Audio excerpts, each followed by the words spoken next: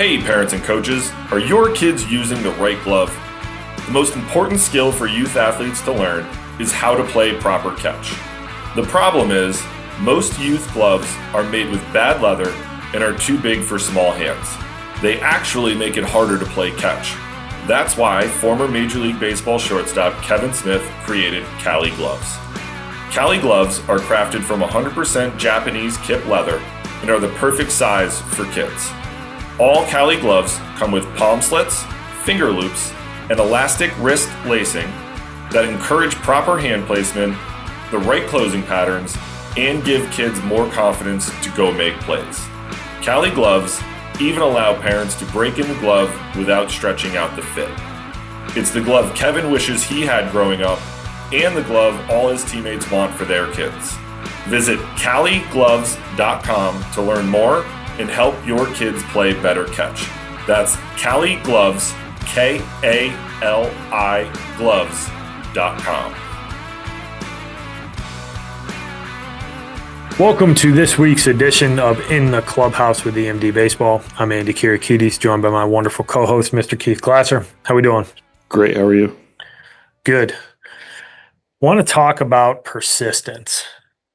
Try to do my best John Gruden impression there. Persistence. It's not a good one. But there was a play in the Eagles-Cowboys game. It's going to kind of set the stage for this topic. There's a young man by the name of Elijah Clark, who's an undrafted free agent out of Syracuse, and plays for the Cowboys. He's a special teams guy through and through. He's got 10 tackles on the year, all on special teams.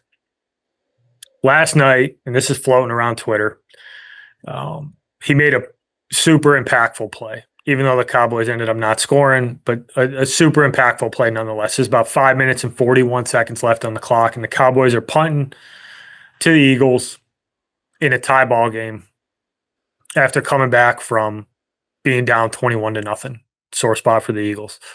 And this kid, rookie, undrafted free agent, finds a way to make the Cowboys roster. Special teams dude. He just gets absolutely pummeled multiple times on this punt. Gets dropped to the ground twice, gets tripped up a third time, stays headed forward, kind of meanders his way through traffic and comes up with just a massive hit that causes a fumble and gives the Cowboys a chance to take the lead. And I think there's a couple different layers to this because we've had some guys on recently. Eric Kratz, former 10-year big leaguer, whose story I think in some words can be defined by persistence. Division III player, 8 years in the minor leagues, leads to a 10-year big league career. It doesn't happen if he doesn't just continue to move forward, right? We had our former coach, who's now high up in the Royals organization, talk about it, that guys' careers end when they stop moving forward. And, that highlight, I think, shows how important it is to just keep playing, keep grinding it out, like find a way to make an impact. And, for me, there's two different things about this. One, that kid's story, undrafted free agent, he's trying to make his way in special teams. That play that he made last night very well keeps him in the NFL for a couple of years because somebody sees that play and goes, that's the type of dude that if he's going to be number 53 on our roster, we know we're getting everything we can out of that dude because guys who play that hard all the time, they matter. So he very well may have extended his career off of one play, right? The other side of it is that kid's an undrafted free agent. He has to work for everything he's ever gotten. And I think there's just some parallels to draw about what happens when you get to college. And, a lot of freshmen, a lot of guys, they all want the spotlight. They all want to be the Friday guy. They all want to be the starting shortstop or whatever it is, hitting the 3-hole. But the reality is for most guys is that you need to figure out a way to make an impact. And this goes across all college sports. You need to figure out what do you bring to the table that moves the needle for your team, right? For baseball, can you really play defense? Can you really run? Do you throw a bunch of strikes? You know, are you a left-handed guy who's really good against left-handed hitters? You know, can you find a way to get into kind of that bullpen rotation? You know, like what can you do to help a team win? Um, and I think persistence is a big part of that. And guys who are willing to just do what they're asked to do and move forward and be successful, like the mentality it takes to do what that kid did on that play. I call him a kid. You know, he's a man. He's, you know, 23 years old or whatever. But, you know, for the purposes of the NFL, he's a kid. Um, you know, I think that drops into other parts of baseball too, whether it's, you know, you have a really bad game. You're 0 for 3 and like you step up and you get a chance to make, you know, put together a good at bat in a big spot late in the game. Like guys who are persistent and just continue to do what is required of them, like they tend to be really successful in baseball, you know, specifically what we talk about. But I think in general, like guys who just continue to get up and move forward, that character trait of persistence, I think oftentimes gets understated. Yeah, I think there's a lot of parallels, right? Like it's that next pitch mentality. If you're not flooding the zone, it's the next play mentality. If you make an error, picking up your teammates. You know, there's. I've said this a lot, and I think that it holds true in this context of the conversation that baseball is a weird game from the standpoint of you never really know what is going to win or lose you the game in the moment, right? Like it could be an error in the third where you throw a ball away on a routine ground ball and that ends up leading to a run and you lose by 1.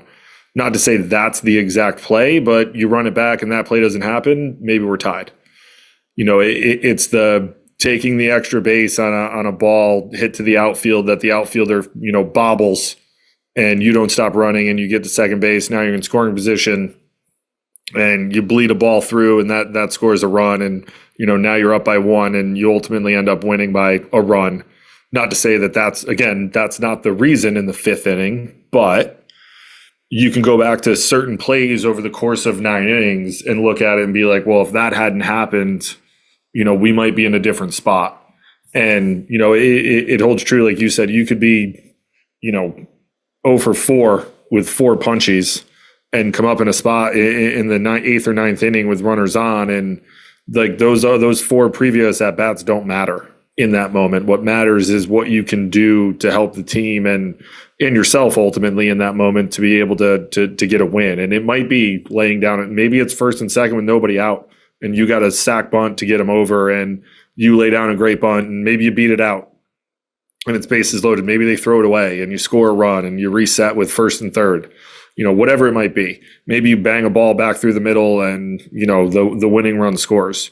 You know, so it's a weird game from that standpoint that, you know, you can't get caught up in the moment. That, you know, there's a guy I worked for who was on our podcast and, you know, he did this for a very long time. And he'd always say, you know, you can't get too high or too low in this game. And I think it kind of speaks to the persistence we're talking about where, you know, baseball's too long of a game to get uber amped up, right? Like you can't sustain that high level of energy over the course of 9 innings.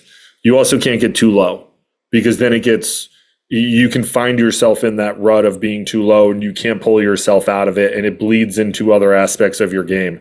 It bleeds into the defense. It bleeds in at bat to at bat and what you're doing there. And your game starts to take steps back. You know, there has to be some level of consistency and persistence in what you're doing over the course of 9 innings that, you know, we're on to the next play. We're on to the next pitch, you know, turn the page, as some people like to say in baseball. It doesn't necessarily refer to this instance, but it's a saying. You know, but, you know, eventually you have to kind of move on and you have to be able to be, you know, mentally, you know, in it enough to be able to kind of say like, hey, I don't care what happened over my last 3 at-bats. Like I'm going to get this guy here in my last. You know, there was a guy that, you know, I don't know if you played with him, but a guy that we played with at Marist, Brian McDonough. You know, like his mindset was always like, pitcher didn't get me out, I got myself out. And that dude could hit. He could roll the pole. You know, and I think that like, you know, a mentality like that is kind of what we're talking about here. Where it's like, you know, he truly and honestly believed that there was not a pitcher that got him out. It was himself who got himself out. And, being able to have that kind of persistent belief in what you can do and how you can affect a game and moving on from at bat to at bat, pitch to pitch, play to play, can pay dividends in the long run for you in this game. 100%. Yeah, it's a tough game. It really is. Like, when we've talked about it, but that mentality of just kind of moving forward. And we used to talk about it when I was at William and Mary, and Coach Murphy, who I think listens to this podcast somewhat frequently. One of the things you used to stress with our guys is just keep playing. Right? You play 9 innings, like you come out in the first and you give up a couple runs, like just keep playing. You don't change how you play. Continue to play. And I think it was one of the things that he did extremely well as a coach was get the guys to understand that panic was your enemy. Right? You give up a run or an inning goes bad or, whatever it is, just keep playing. And it doesn't matter if you're up 10 or you're down 10, like just keep playing. Like how you show up consistently is really important. In that play that Elijah Clark made, like that's not by accident. I'm sure he does that every single time. It just happened that it showed up on Sunday Night Football and it was a big result. But I bet you if you went back through his tape, he fights his ass off every single play and was rewarded for it in that moment. But, the consistency of just how do you play? What is your mentality? The pitch to pitch stuff. Like it's such an important part of baseball. And it often separates guys who are successful over the long run versus guys who are successful in short windows. Right? It's easy to play hard. It's easy to be focused when things are going well, right? And there's a term that people have probably heard, like front runners. Like front runners, they talk smack and they're super energetic when things are going well. But as soon as they get down and they're, kind of behind the 8 ball a little bit, all of a sudden it gets pretty easy to beat those guys because they don't really know how to compete. They don't really know how to fight back. They don't know really how to consistently show up with intent. You don't ever want to be a front runner. Like you want to be that consistent performer who is able to kind of separate the pitch to pitch portion of baseball and the play to play portion of other sports and being able to wash it. It's such an important trait, and it's something that, showed up in that clip, but I think it's really, really much, it's tied pretty closely into baseball.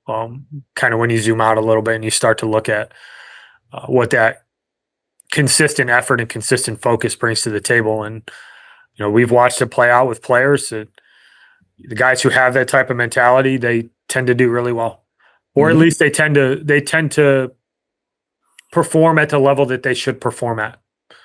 Maybe they're not a 350 hitter and that's fine, but if they're a 270 hitter, they're going to be a 270 hitter because that's what they do. They show up and they do what they're capable of doing continuously, game to game, pitch to pitch, inning to inning, all that kind of stuff. And it's a super valuable trait and, just a little bit of a lesson learned, something worth highlighting today. Yeah, love it. Anything else you want to add? No, sir. All right. Well, thank you for listening. Tune in next week. We will talk to you then. Thanks, everybody. Thank you for listening this week. If you're watching on YouTube, go ahead and hit that subscribe button and smash that like button for us. Check us out on Apple Podcasts, Google Podcasts, as well as Spotify. You can follow us on Twitter and Instagram at EMD Baseball. If you want to find out what me and Keith do to help families and players navigate the recruiting process, go ahead and check us out on emdbaseball.com. Take a few minutes to check out our new online academy. I promise you'll get some good information out of that. Thanks again for listening. Check in with you next week.